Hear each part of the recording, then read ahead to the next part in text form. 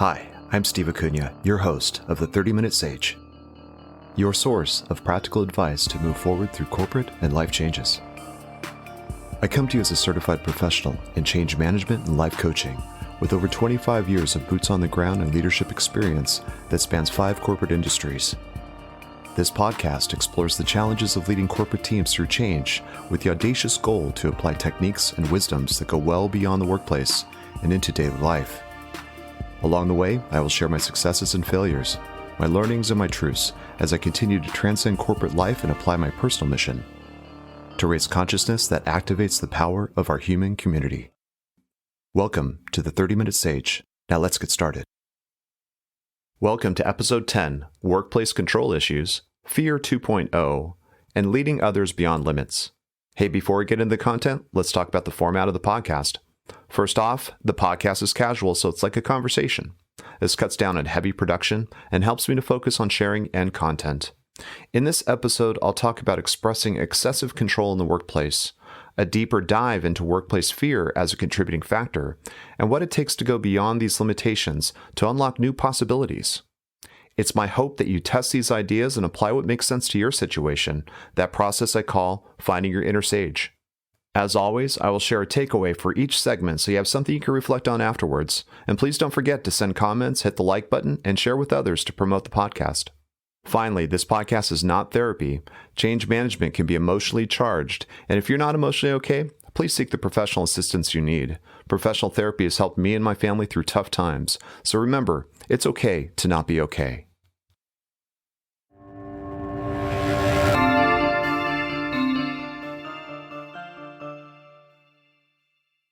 All right, let's get into segment 1, workplace control issues.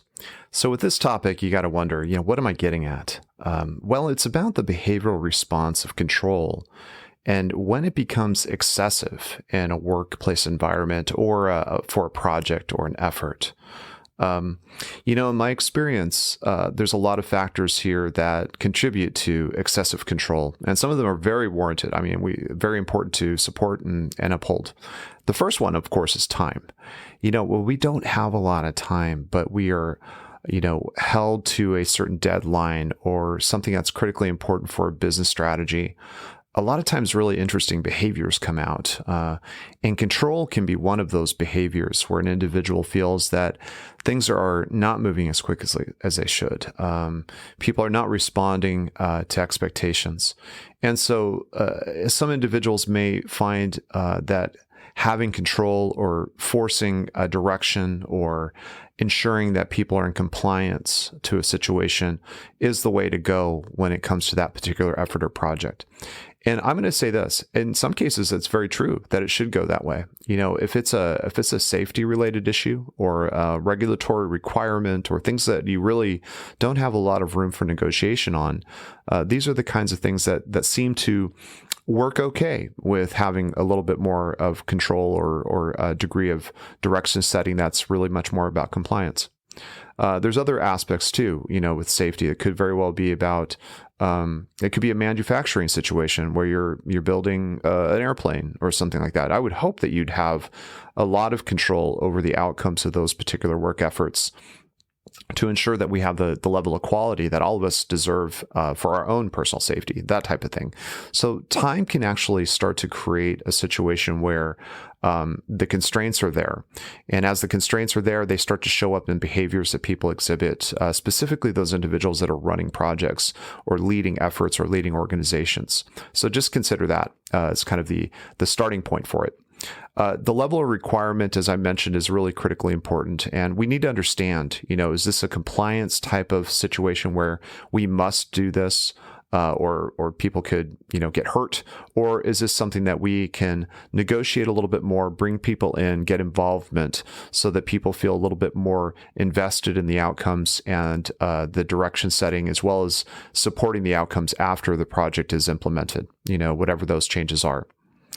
One aspect I'd like to kind of bring up too that I've seen is really this lack of influencing ability, the competency to influence people. When individuals that I've worked with lack the Perhaps the ability, awareness, the word selection to help me understand what the benefits are for me to shift my thinking into something new. It becomes, and it feels a little bit more forced. It's certainly not always the individual's intent to force an outcome or to be in the frame of mind that you must do it this way. Sometimes it's a matter of the person's ability to influence.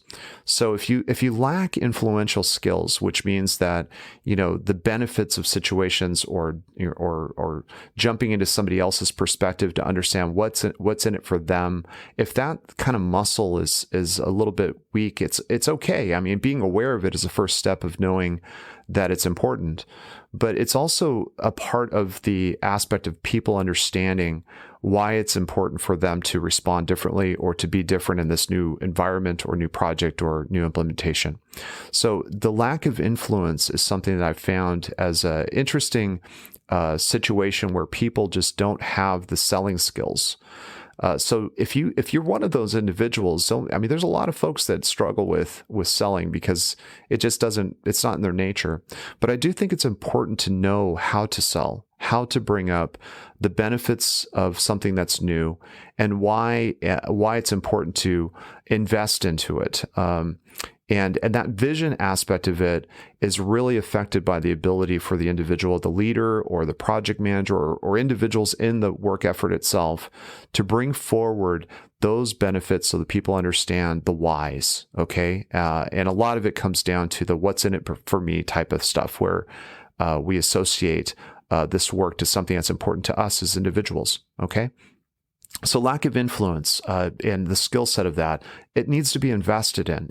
Selling is important when it comes to change. There's also this fear of outcomes that perhaps could be speculative.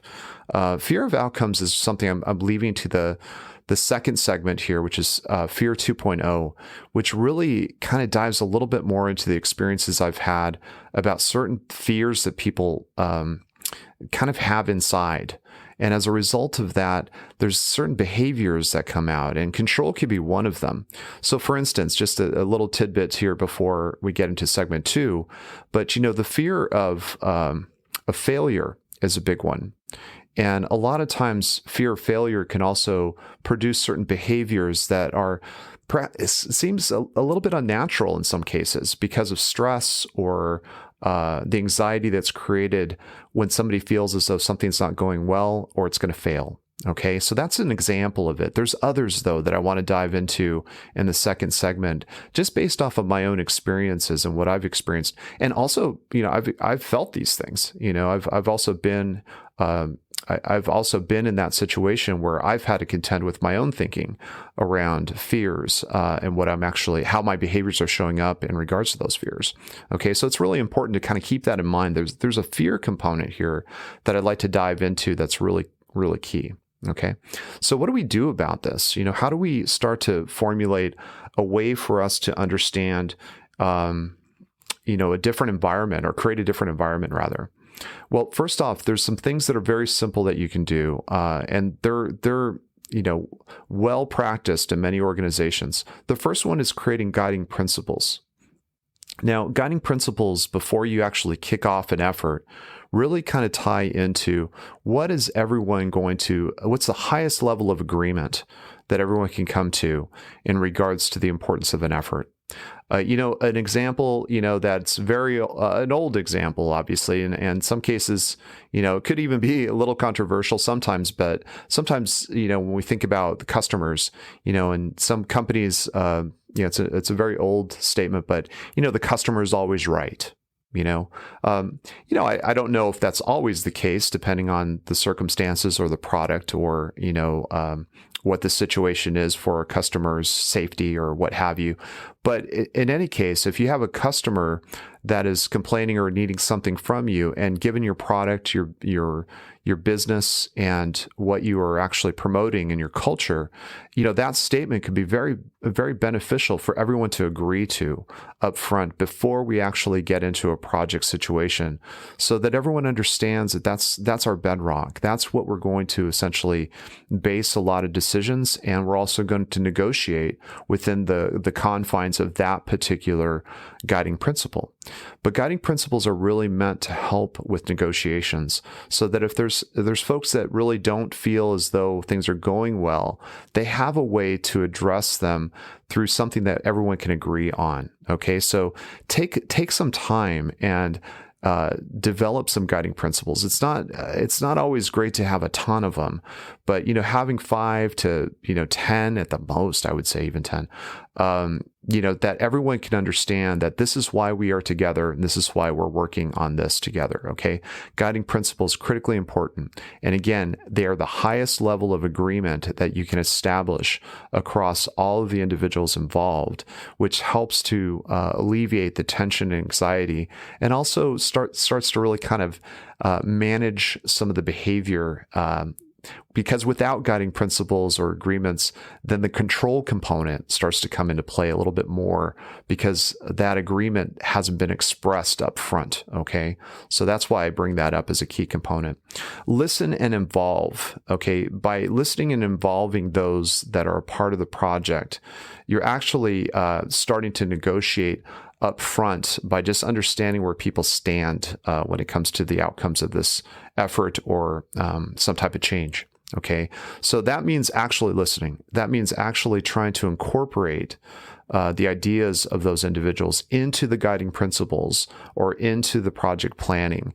Okay, it's a matter of sacrifice as well as part of that. And I want to mention that now. What I mean by sacrifice is that everyone gives up something in order to gain something, right? And that includes leadership and sponsors. What sacrifices can we put to the cause so that everyone understands where you are at when it comes to your commitment and also your ability to adapt yourself to support everyone for the outcome to be successful. Okay, important. You also want to determine through this process what you're comfortable with letting go of. Okay, that control component is also about that self-sacrificing component and making sure that you're demonstrating exactly what you would love to see everyone else demonstrate, okay, in regards to sacrificing so that everyone can win at the end. But everyone's going to give up a little something. That's part of the negotiation process. And the last thing I'll bring up here is really the celebration of compromise.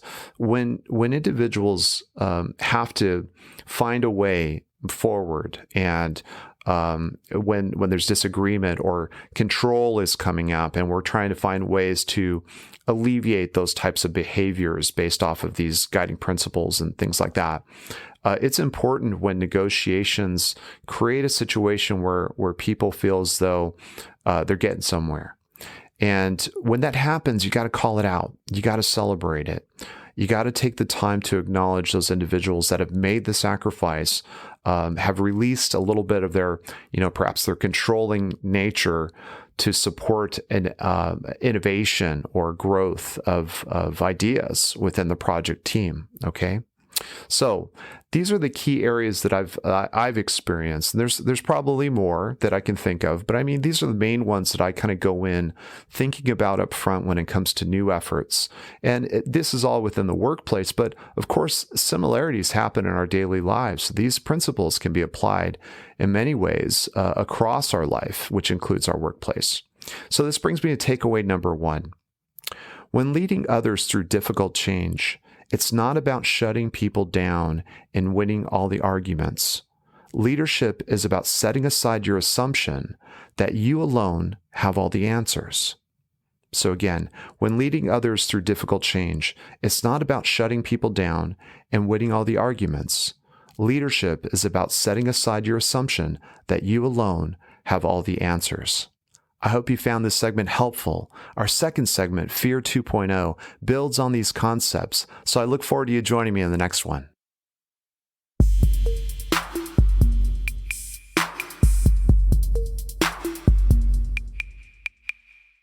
All right, let's get into segment 2, Fear 2.0.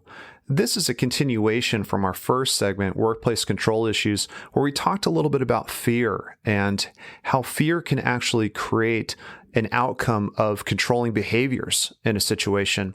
Really kind of a situation where there's less influence and much more forcefulness to get something done or to push for something to get done through the teams or through a relationship or what have you. The idea about fear, though, is something I like to focus in on this particular segment. That's really about certain outcomes that are feared.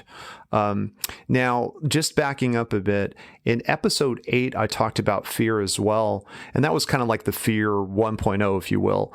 But it was really about fear that was much more individualized and personal, that helps you to understand what it takes to be brave. So I would recommend you go back to episode 8 if you haven't listened to that. It does tie into this, but fear is used in a different way in this particular segment.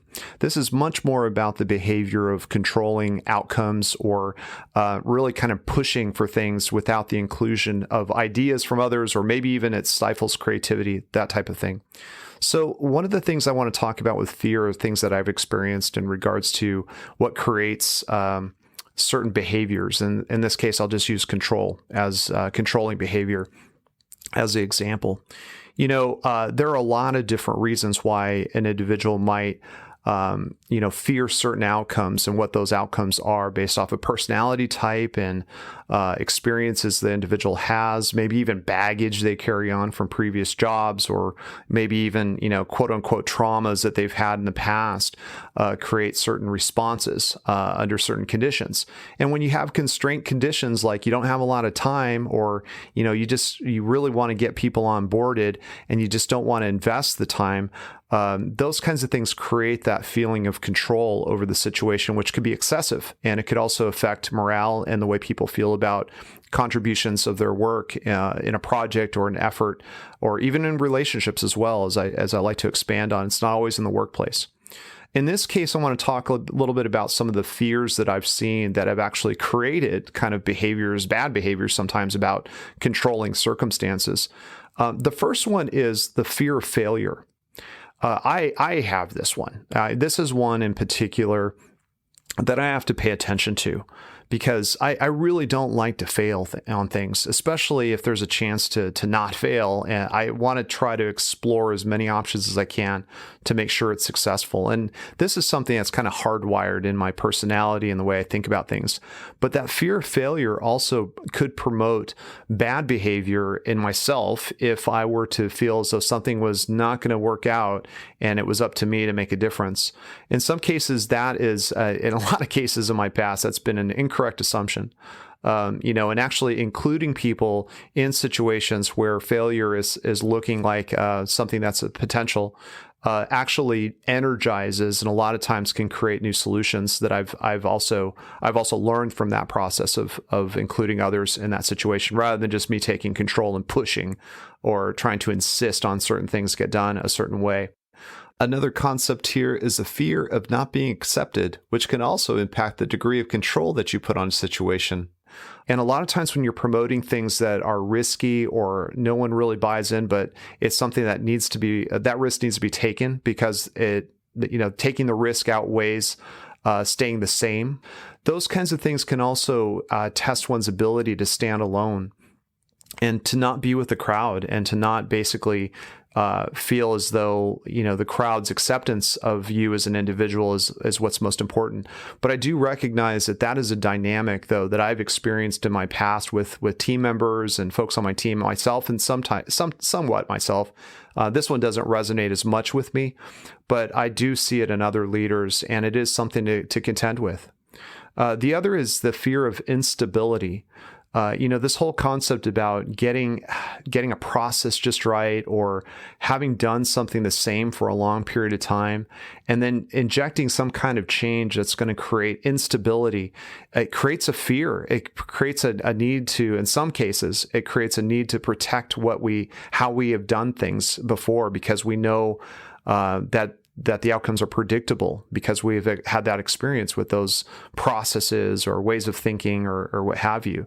But the whole fear of instability is something that can actually create an outcome of somebody being resistant to a change, or wanting to control outcomes in a different way. And the last one I've seen that's really kind of strikes me is the fear of making mistakes. The whole concept about making mistakes is something that, depending on a person's experience and what they've dealt with in the past, can be a safe place, where mistakes are understood, and it's a learning mechanism, if you will. And in some cases, it can also be traumatic, that the individual has had a bad experience making an error and then being called out, not a learning experience, but much more of a punitive experience for making mistakes. And I got to say that if it was a latter one, it's a lot of times makes for a lot of hesitancy in regards to taking risks and making change happen. So these elements all seem to, in my experiences, of course, and limited to my experiences, all seem to promote certain behaviors that might not be natural for the individual. They might be circumstantial based off of the outcomes that are anticipated from a work effort. So in essence, if failure is something that is seriously a possibility, or being ostracized, not accepted, not feeling belonging, the belonging aspects of the work, creating a lot of instability in processes that have been done for a long time, or even the worry that a mistake could be made and that could be detrimental to the individual or the team. All of these things create this need for questioning, sometimes controlling aspects of what we're doing and why and how. In essence, it becomes kind of bad behavior that's not conducive or supportive to the outcomes necessary to be strategic in your business, or in the way you're thinking, or in anything really that you're trying to promote as an improvement or a next step evolution. So these are the things that I've come to recognize in my experiences as key points to watch for. So what do you do about them? Well, actually analyzing them, being intentional about mitigations around them, thinking about what fears are in the system can help you actually create, and as stated in the previous segment, creating guiding principles even that actually help individuals to understand that these things are known, but these are the things that we're going to do as guiding principles to offset them, to create a positive outcome, or to even understand that we are watching for these things because we want to make sure that people know that they're protected and there's psychological safety, if you will, in the situation. Okay? This brings me to takeaway number 2, which is negative behaviors can be a reflection of the fears and insecurities that one is trying to avoid. However, through intentional plans to remove fears and increase confidence, behaviors that enable trust and creativity begin to emerge. So again, the takeaway is negative behaviors can be a reflection of the fears and insecurities that one is trying to avoid. However, through intentional plans to remove fears and increase confidence, behaviors that enable trust and creativity begin to emerge. I hope this segment was helpful for you, and I look forward to you joining me in the third segment.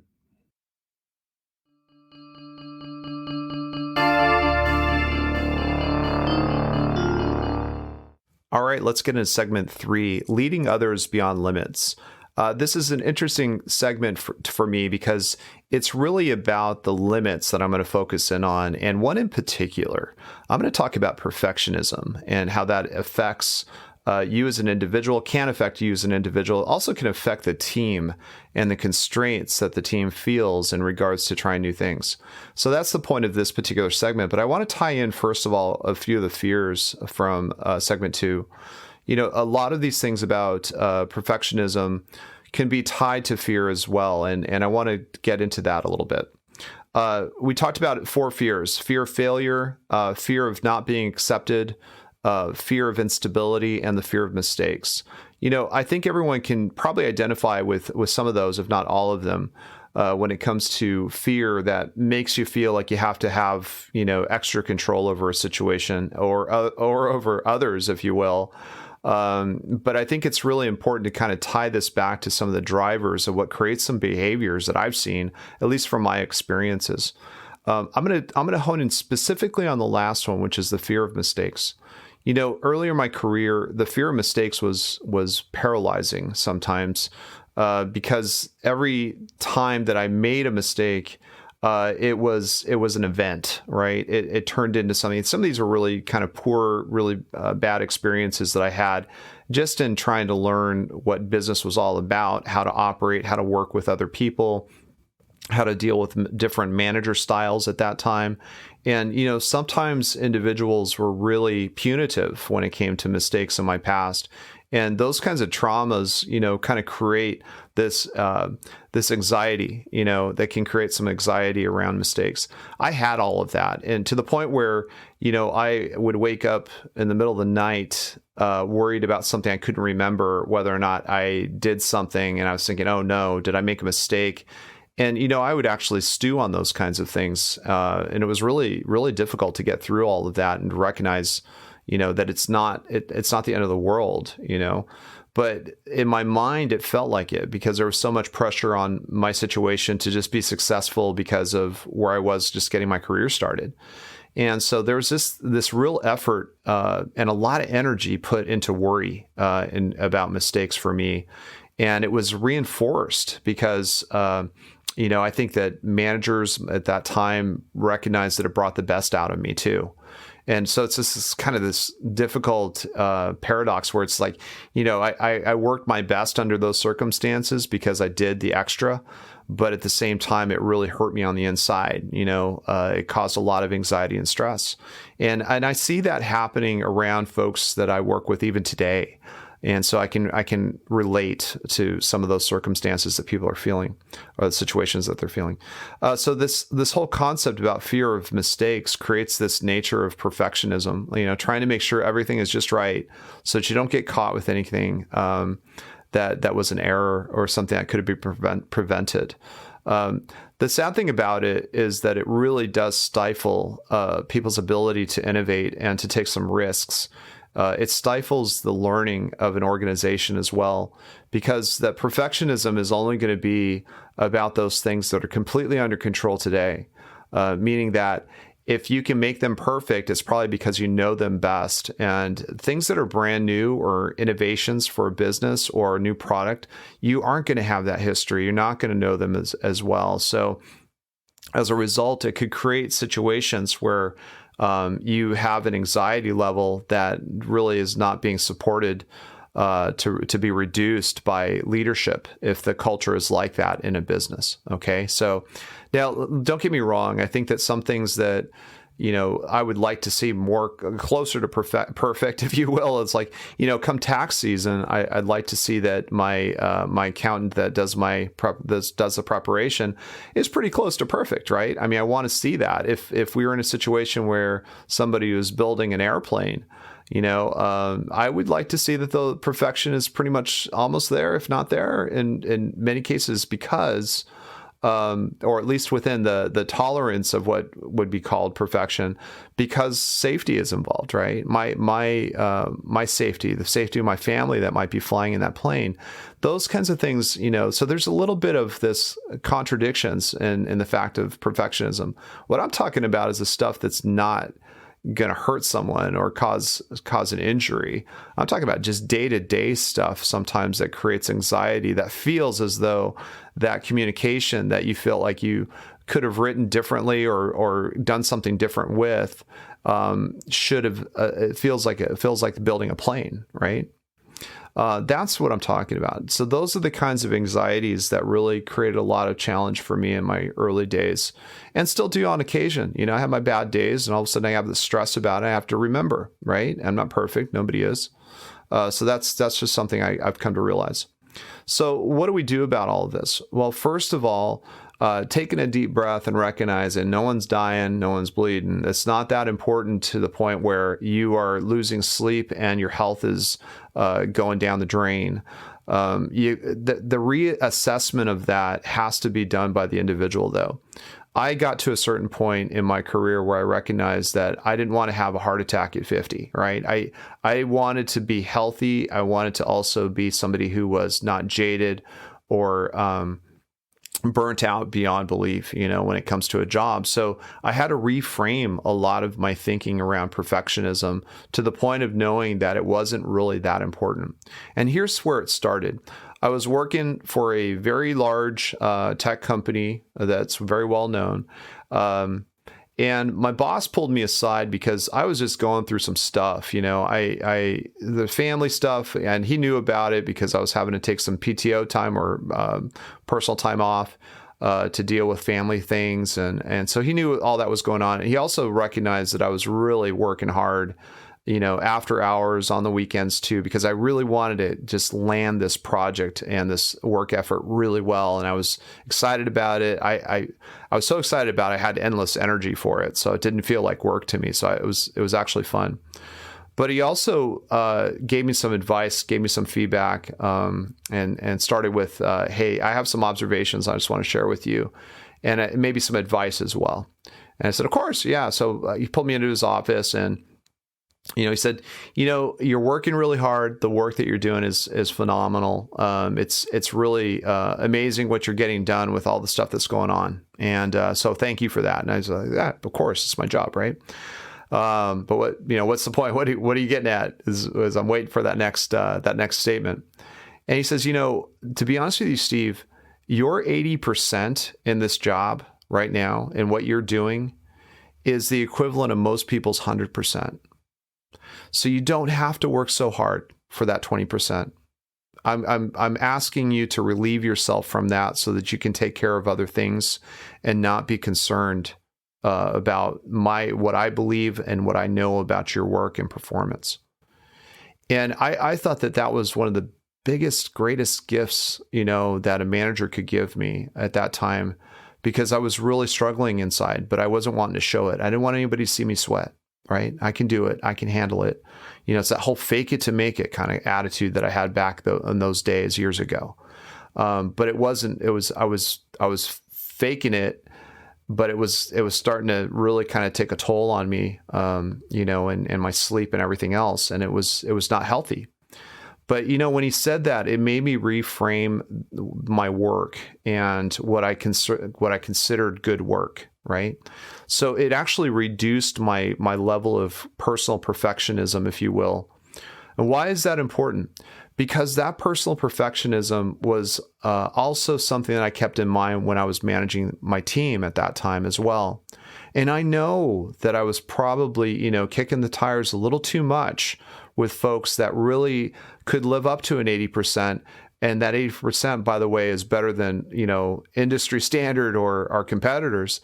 But I was looking for more and more and more and more. And that situation really was creating, a dynamic. And my boss was observing this and wanting to prevent any kind of issues going forward. Okay. So the key factor here is self-awareness. Take a deep breath, recognize that this is not as important as you really kind of maybe emotionally or mentally think it is. Understand what is important and know your tolerance levels. Know that you can make mistakes and still learn from them and gain so much more wisdom out of it because you're aware and you're also intentional about the learning. Okay. So these are things that I come to learn in this situation when it comes to perfectionism. And why it's important, though, is because perfectionism actually reduces your ability to innovate, because you just kind of get, for me at least, I became risk adverse. And by being risk adverse, I wasn't really on my game when it came to being innovative. And this is something that needs to be promoted through teams so that other teams can break through their limitations and recognize that it's not about making everything perfect that you already know. Sometimes it's about the imperfect things that you don't know a lot about that actually creates the breakthrough that's necessary for you as an individual, as a team, as a business, as a family, as a friend, whatever it is. These are things that can help to really alleviate the stress and anxiety that seems to be part of the nature of a lot of industries. Okay. This brings me to takeaway number 3, which is really a positive statement, and I want to be intentional about that. So it's this: what an amazing world we live in. Be grateful for the imperfect, risk-taking innovator that dreams beyond the limits of perfectionism. So again, the takeaway is: what an amazing world we live in. Be grateful for the imperfect, risk-taking innovator that dreams beyond the limits of perfectionism. So keep this all in mind. Perfectionism is something that could be good in some cases when it comes to really important safety-related issues and things like that, but in most cases it's not. It's really a limiting factor that creates a lot of anxiety and a lot of stress. So let's reduce all of that by reducing perfectionism in our lives and the influence it has over our ability to innovate and to be free to act and to learn from our mistakes.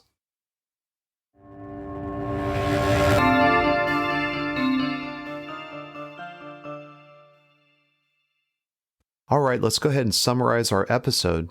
In segment 1, Workplace Control Issues, I talked about how the factors of time, requirements, or even the lack of influencing skills affect behavior, specifically unnatural behavior around controlling others or outcomes. I also introduced a few fears about negative outcomes that I've seen in my experience that have influenced controlling behaviors. The takeaway was, when leading others through difficult change, it's not about shutting people down and winning all the arguments. It's about setting aside your assumption that you alone have all the answers. In segment 2, Fear 2.0, I discussed 4 fears that I've seen that have created control issues in my past experiences in the workplace. They were the fear of failure, the fear of not being accepted, the fear of instability, and the fear of mistakes. I discussed how mitigation of these fears up front can remove the need for control. The takeaway was, negative behaviors can be a reflection of the fears and insecurities that one is trying to avoid. However, through intentional plans to remove fears and increase confidence, behaviors that enable trust and creativity begin to emerge. And finally, in segment 3, Leading Others Beyond Limits, I talked about perfectionism and how unrealistic expectations in yourself and others inhibit the freedom to innovate, learn from mistakes, and how it creates overall stagnation in competitive environments. The takeaway was, what an amazing world we live in. Be grateful for the imperfect, risk-taking innovator that dreams beyond the limits of perfectionism. Thanks again for listening, and I look forward to you joining me next time.